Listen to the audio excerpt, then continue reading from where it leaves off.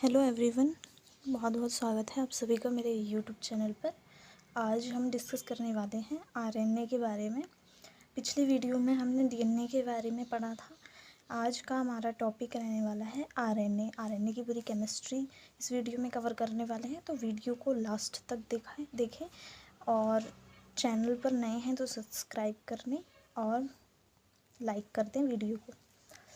इस वीडियो में हम आरएनए का इंट्रोडक्शन, उसकी अकरेंस एंड केमिकल कंपोजिशन देखने वाले हैं। तो एक एक करके वन बाय वन हम इनकी स्टडी करेंगे। तो सबसे पहले देखते हैं हम इंट्रोडक्शन। आरएनए क्या होता है? RNA is also a polynucleotide chain. RNA एक पॉलीन्यूक्लियोटाइड चेन होता है डीएनए के ही तरह। RNA is a long polymer consisting of nucleotides. RNA is the first genetic material in cells because RNA is capable of both storing genetic informations and catalyzing chemical reactions। अब इसका क्या meaning है? देखिए, जो RNA होता है, simple शब्दों में आपको समझाया जाए तो RNA जो होता है वो दोनों जैसे जेनेटिक मटेरियल की तरह भी वर्क कर सकता है और केमिकल रिएक्शंस में भी, कैटेलाइजेशन में भी ये बहुत ही इम्पोर्टेंट रोल प्ले करता है। जो आरएनए था वो लिखा हुआ है यहाँ पर first genetic material in cells. जो आरएनए था उसे फर्स्ट जेनेटिक मटेरियल के रूप में देखा गया सबसे पहले, ठीक है। उस time DNA and RNA differentiate नहीं हुए थे। जब न्यूक्लियस में जो हमारी डब्ल्यूबीसी थी उनके न्यूक्लियस में सबसे पहले क्या एक फास्फोरस कंटेनिंग सब्सटेंस मिला था जिसे न्यूक्लिन नाम दिया गया था। बाद में से न्यूक्लिक एसिड कर दिया गया था। तो क्या हुआ था कि जो पहला जेनेटिक मटेरियल है वो आरएनए को ही माना जाता है, ठीक है। क्योंकि कुछ वायरसेस में ऐसा देखा गया है कि वैसे तो जनरली जो जेनेटिक मटेरियल का काम है वो डीएनए ही करता है, लेकिन कुछ वायरसेस में एक्सेप्शनली ये देखा गया है कि जेनेटिक मटेरियल का जो काम है वो आरएनए द्वारा किया जाता है, क्योंकि उनमें डीएनए एब्सेंट होता है, ठीक है। जैसे कि एचआईवी है और टीएमवी है, टोबैको मोज़ेक वायरस। तो इनमें जो जेनेटिक मटेरियल का काम है वो आरएनए ही करता है, ठीक है। तो पढ़ते हैं इसको। Both storing genetic information and catalysing chemical reactions. अब स्टोरिंग जेनेटिक इंफॉर्मेशंस का क्या मतलब है? जेनेटिक मटेरियल की तरह वर्क करता है, जेनेटिक इंफॉर्मेशंस को स्टोर करने में कैपेबल है। और क्या है? Catalysing chemical reactions. Chemical reaction में कैटेलाइजिंग करने में बहुत इंपॉर्टेंट रोल प्ले करता है। अब इसका मीनिंग क्या है? देखिए, जो आरएनए होता है उसका मेन फंक्शन क्या होता है? प्रोटीन का सिंथेसिस करना, ठीक है। प्रोटीन सिंथेसिस करना। तो जो आरएनए है वो जनरली क्या करता है? प्रोटीन सिंथेसिस करता है। तो जैसे हमने देखा है कि जो एंजाइम्स होते हैं, पढ़ा होगा आपने, enzymes are the derivatives of proteins, ठीक है। जो एंजाइम्स होते हैं वो प्रोटीन्स से ही मिलकर बने होते हैं, मतलब प्रोटीन्स के डेरिवेटिव होते हैं। तो हमारे शरीर में जितनी भी केमिकल रिएक्शंस होती हैं उनमें एंजाइम्स क्या करते हैं?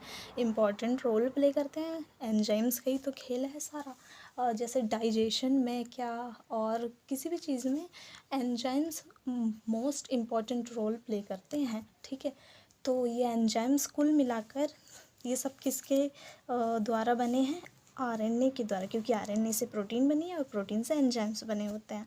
तो इसीलिए लिखा है कैटेलाइजिंग केमिकल रिएक्शंस में रोल प्ले करता है। अब यहाँ देखते हैं, RNA is important for essential life process like metabolism, translation, specialising etcetera involve around RNA, ठीक। तो सभी प्रकार की मेटाबॉलिज्म में और जितनी भी केमिकल रिएक्शंस होती हैं ह्यूमन बॉडी में या फिर किसी भी लिविंग ऑर्गेनिज्म की बॉडी में, तो वो आरएनए द्वारा परफॉर्म होती हैं। आरएनए उसमें बहुत इंपॉर्टेंट रोल प्ले करता है। अब इसकी अकरेंस देख लेते हैं, कहाँ पाया जाता है। RNA is mainly found outside the nucleus. जो हमारी सेल्स होती हैं, जो सेल का स्ट्रक्चर आपने देखा हो तो उसमें एक न्यूक्लियस प्रेजेंट होता है, सेंट्रली लोकेटेड होता है न्यूक्लियस, ठीक है। अब न्यूक्लियस में हमने जब डीएनए के बारे में पढ़ा था तो डीएनए जो होता है वो सेल के न्यूक्लियस में पाया जाता है, न्यूक्लियस में प्रेजेंट होता है। बट आरएनए के केस में क्या हो रहा है? Found outside the nucleus, nucleus के बाहर प्रेजेंट है। बाहर कहाँ? अब न्यूक्लियस के बाहर तो क्या साइटोप्लाज्म होता है ना, तो साइटोप्लाज्म में जो है आरएनए पाया जा रहा है, but some are found in nucleolus, लेकिन सम मतलब कुछ अमाउंट ऑफ आरएनए क्या होता है, न्यूक्लियोलस में प्रेजेंट होता है। अब न्यूक्लियोलस कहाँ होता है, न्यूक्लियस के अंदर, तो कह सकते हैं हम some amount of RNA is present in the nucleus and large amount of RNA is present in the cytoplasm of the cell. ठीक है, अब यहाँ RNA is commonly found as a single structure. ठीक है, जो आरएनए होता है वो सिंगल स्ट्रैंडेड होता है then the comparison of DNA. ठीक है, डीएनए और आरएनए में मेन डिफरेंस जो होता है यही होता है कि DNA is consist of 2 polynucleotide chain, but RNA is consist of only 1 polynucleotide chain. This is a main difference between DNA and RNA. ठीक है, और भी डिफरेंस होता है वो हम अभी पढ़ेंगे 1 बाई 1। तो इसकी मीनिंग आप समझ गए। बट इन सम वायरसेस क्या होता है, कुछ वायरसेस में एक्सेप्शनली देखा गया था कि जो आरएनए था, वैसे तो ये सिंगल स्ट्रैंडेड ही होता है, लेकिन कुछ वायरसेस में एक्सेप्शनली ये देखा गया कि जो आरएनए था वो डबल स्ट्रैंडेड के रूप में वहाँ प्रेजेंट था। ठीक है, तो ये एक रेयरली केस में देखा गया था। ठीक है, तो ये आप लिख लेंगे, इसको देख सकते हैं। But in viruses, RNA shows the double-stranded structure and is capable of folding into a wealth of reserved tertiary structure। ठीक, अब इसकी कंपोजिशन देख लेते हैं हम। कंपोजिशन, तो यहाँ कुछ बेसिक पॉइंट हैं। The genetic material is commonly DNA, but in some viruses such as plant viruses such as TMB, RNA works as genetic material, it is due to the absence of DNA. ठीक है, generally देखा गया है जैसे जो DNA होता है वही जेनेटिक मटेरियल के रूप में काम करता है, लेकिन कुछ वायरसेस में एक्सेप्शनली, जैसा कि अभी बताया मैंने, आरएनए जो है जेनेटिक मटेरियल के रूप में वर्क कर रहा था। ठीक है, अब एग्जांपल है जैसे प्लांट वायरसेस है, टोबैको मोज़ेक वायरस टीएमबी, और जैसे एनिमल वायरस है जैसे HIV है, तो वहाँ पर क्या है, आरएनए पाया जाता है और परफॉर्म करता है एज अ जेनेटिक मटेरियल। ठीक है, ऐसा क्यों होता है, it is due to the absence of DNA, DNA की अब्सेंस के कारण। ठीक है, अब यहाँ पर देखते हैं, RNA contains pentose sugar, nitrogenous bases and phosphate group. ठीक है, similarly just like that DNA, RNA is commonly consist of pentose sugar, nitrogenous bases and phosphate group। ठीक है, बस ये डीएनए के अकॉर्डिंग इसका सिमिलर ही स्ट्रक्चर होता है, बस इन स्ट्रक्चर के अंदर ही कुछ डिफरेंस पाए जाते हैं जो अभी हम पढ़ेंगे। RNA appears very similar to DNA but certainly its chemical composition only different of minor respects. ठीक है, जनरली क्या होता है, डीएनए आरएनए दोनों सेम ही होते हैं, लेकिन कुछ केमिकल कंपोजिशन में ये डिफरेंट होते हैं। ठीक है, अब क्या डिफरेंट होते हैं आइए देखते हैं। It contains uracil instead of thymine. जो आरएनए होता है उसमें जो नाइट्रोजनस बेस होता है उसमें थायमिन के स्थान पर यूरेसिल प्रेजेंट होता है। इन the case of RNA this is a main difference between DNA and RNA, note this point. ठीक है, और सेकंड क्या डिफरेंस है, it contains ribose sugar instead of deoxyribose sugar. ठीक है, जो डीऑक्सीराइबोज शुगर होती है वो डीएनए में मिलती है और उसके स्थान पर आरएनए में क्या होता है, राइबोज शुगर प्रेजेंट होती है। किसके स्थान पर, डीऑक्सीराइबोज शुगर के स्थान पर। ठीक है, as compare to DNA, thymine is rarely present, this is a exception. ठीक है, जो आरएनए होता है वैसे जनरली हमने यहाँ तक पढ़ लिया कि यूरेसिल प्रेजेंट होता है instead of thymine, but exceptionally इसमें क्या देखा गया था, ये देखा गया था कि जो आरएनए थे उसमें थायमिन भी मिला। ठीक है, प्रेजेंट था। तो ये क्या है कि एक्सेप्शनल केस है। जैसे हम clover leaf model of transfer RNA पढ़ते हैं तो उसमें देखते हैं 3 लूप होते हैं उस आरएनए के, तो उसमें क्या होता है, जो टी लूप होता है उसमें थायमिन प्रेजेंट होता है। ठीक है, तो वैसे तो जनरली आरएनए में थायमिन प्रेजेंट होता ही नहीं है, उसमें यूरेसिल होता है, लेकिन जो ट्रांसफ़र आरएनए है ये इसका एक्सेप्शन है, ठीक है, एक्सेप्शनल केस होता है ये। तो ये लिखा गया है, तो कहीं भी पूछा जाए तो आप इसको याद रख सकते हैं।